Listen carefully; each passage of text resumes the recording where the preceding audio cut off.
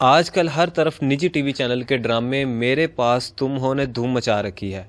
हमने भी सोचा क्यों ना हम इसका रिव्यू करें।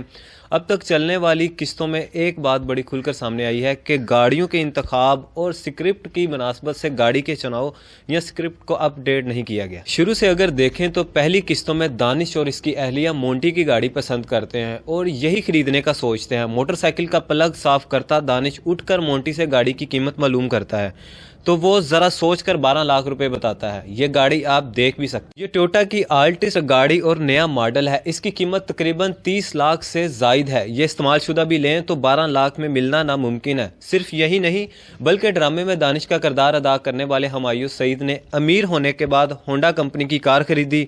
ये गाड़ी दरअसल किराए की निकली। ड्रामे की किस्त नशर होने के बाद कार प्लस शोरूम ने दानिश की सिविक कहकर अपनी मशहूरी शुरू कर दी। कार प्लस ने अपनी सोशल मीडिया पेज पर कार नंबरी BNN 603 की तस्वीर शेयर कर दी और लिखा कि मेरे पास तुम हो लेकिन सिविक कार प्लस की है। ड्रामे में अमीर होने के बाद दानिश ने किराए पर नया घर ले लिया, लेकिन यहाँ वो जिस गाड़ी में आते जाते दिखाई दिए इसका नंबर BHE 291 है। यानी गाड़ी बदल गई लेकिन ड्रामे में किसी जगह गाड़ी की तब्दीली या दूसरी गाड़ी की खरीदारी नहीं दिखाई गई।